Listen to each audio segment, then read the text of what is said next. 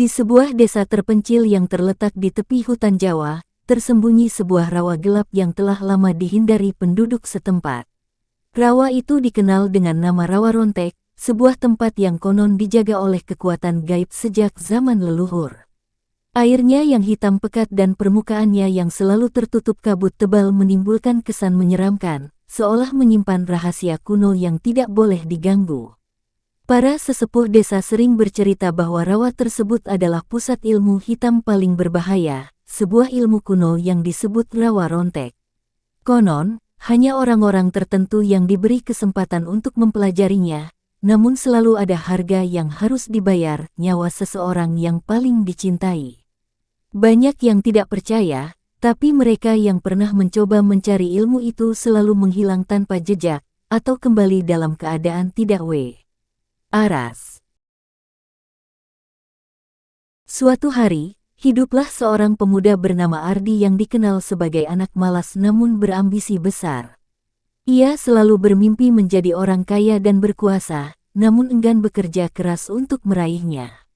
Ketika desanya dilanda paceklik dan keluarganya hidup dalam kemiskinan, Ardi semakin terobsesi dengan cerita-cerita tentang Rawa Rontek. Ia mendengar bisikan-bisikan dari tetua desa bahwa di tempat itulah seseorang bisa mendapatkan kekuatan luar biasa dalam semalam. Tanpa berpikir panjang, Ardi memutuskan untuk menemui Mbah Kromo, seorang dukun tua yang tinggal di pinggir hutan dan konon merupakan satu-satunya orang yang masih mengetahui jalan menuju rawa dan ritual untuk mendapatkan ilmu terlarang itu. Dengan sisa perhiasan emas milik ibunya yang ia curi, Ardi berhasil membujuk sang dukun, meski Mbah Kromo terus mengingatkannya dengan mata berbinar penuh peringatan bahwa setiap kekuatan selalu ada harganya, dan harga ilmu Rawa Rontek jauh lebih mahal dari yang bisa dibayangkan. Pada suatu malam ketika bulan purnama menggantung penuh di langit, Mbah Kromo membawa Ardi menyusuri jalan setapak yang gelap menuju Rawa Rontek. Kabut tebal menyelimuti jalan mereka, membuat setiap langkah terasa berat seperti ada tangan-tangan tak terlihat yang mencoba menahan. Suara jangkrik dan kodok tiba-tiba menghilang ketika mereka semakin mendekati rawa, digantikan oleh kesunyian yang menyesakkan. Di tepi rawa, Mbah Kromo mulai menyiapkan ritual dengan menancapkan 3 batang dupa yang asapnya membentuk pilin aneh ke udara. Ardi gemetar ketika melihat air rawa yang tenang tiba-tiba beriak-riak tanpa angin, seolah ada sesuatu yang besar bergerak di dalam kegelapan air itu. Mbah Kromo kemudian memaksa Ardi untuk duduk di tengah lingkaran yang digambarnya dengan serbuk kuning, sambil memulai mantra-mantra kuno yang membuat udara di sekitar mereka terasa semakin dingin dan berat. Tiba-tiba, nyala api dari dupa berubah menjadi biru kehijauan, dan bayangan-bayangan tinggi tanpa wajah mulai muncul mengelilingi mereka. Setelah ritual usai, Ardi merasakan perubahan aneh dalam dirinya. Tubuhnya terasa ringan namun penuh dengan energi gelap yang mengalir deras bagai sungai banjir. Matanya kini mampu melihat bayangan-bayangan semu yang bergerak di sudut-sudut ruangan, telinganya menangkap bisikan-bisikan asing yang seolah datang dari dunia lain. Namun bersamaan dengan itu, mimpi buruk yang tak henti mulai menghantuinya. Setiap kali ia memejamkan mata, sosok hitam tinggi dengan mata merah menyala selalu muncul di ujung ranjangnya, perlahan mendekat sambil mengulang pertanyaan yang sama. Suaranya menggema dalam kepala Ardi, penuh dengan nada mengancam namun menggoda, seolah menawarkan sesuatu yang lebih mengerikan dari kematian.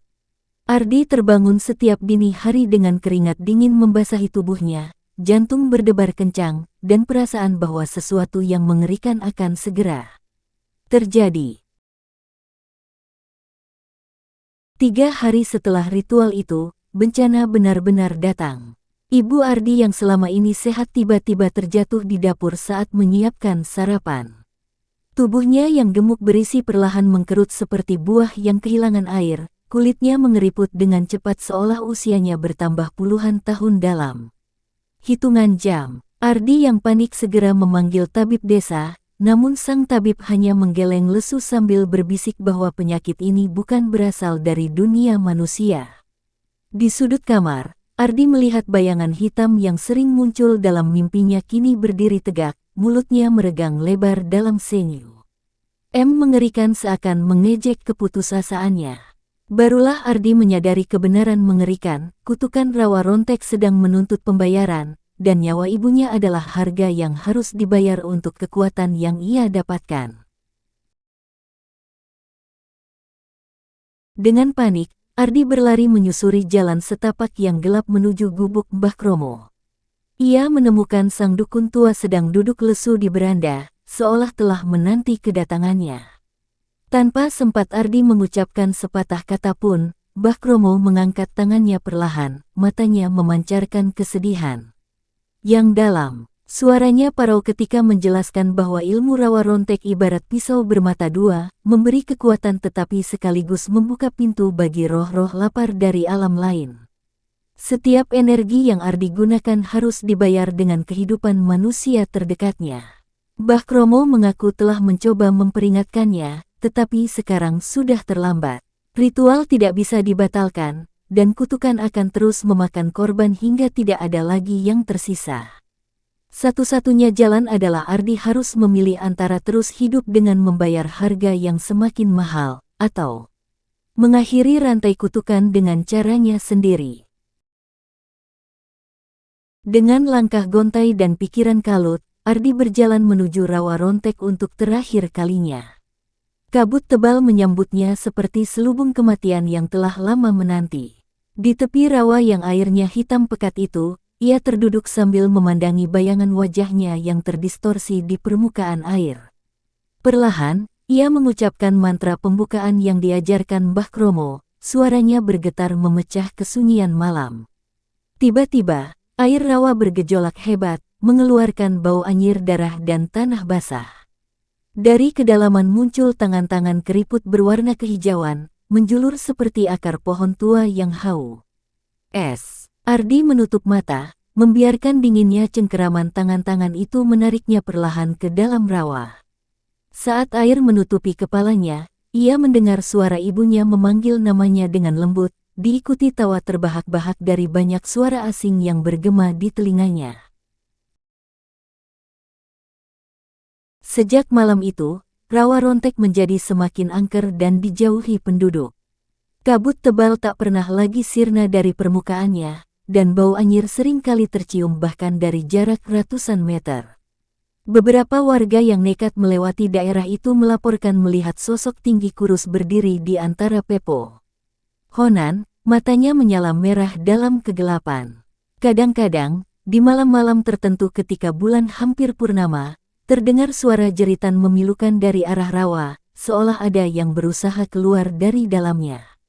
Para tetua desa pun membuat peraturan baru, tidak seorang pun boleh mendekati rawa rontek setelah matahari terbenam. Namun, terkadang masih ada orang-orang tamak seperti Ardi yang tergoda oleh bisikan-bisikan halus di sekitar rawa, menawarkan kekuatan besar dengan imbalan nyawa. Dan konon, jika ada yang mendekat sendirian, mereka akan melihat bayangan Ardi muncul dari air, mengulurkan tangan seolah ingin menawarkan sesuatu, atau mungkin mencari teman untuk menemaninya dalam kutukan abadi. Hingga kini, legenda rawa rontek tetap hidup dalam ingatan warga desa, diceritakan dari generasi ke generasi sebagai peringatan akan bahaya keserakahan dan ilmu terlarang. Pada malam-malam tertentu, ketika angin berhembus pelan membawa suara bisikan dari arah rawa, para orang tua akan segera menguru anak-anak mereka di dalam rumah. Ada yang mengatakan bahwa Ardi masih berada di sana, terjebak antara dunia nyata dan alam gaib, terus mencari pengganti yang bisa membebaskannya dari kutukan. Namun tak ada yang berani memastikan kebenarannya, karena siapapun yang mencoba mencari tahu nasib Ardi tahu mempelajari rahasia rawa rontek, perlahan akan menghilang tanpa jejak. Dan desa itu pun tetap hidup dalam ketakutan, dengan rawa yang terus mengintai di tepi hutan, menunggu korban berikutnya yang tergoda oleh janji kekuatan tanpa menyadari bahwa setiap ilmu hitam selalu datang dengan harga yang harus dibayar dengan jiwa.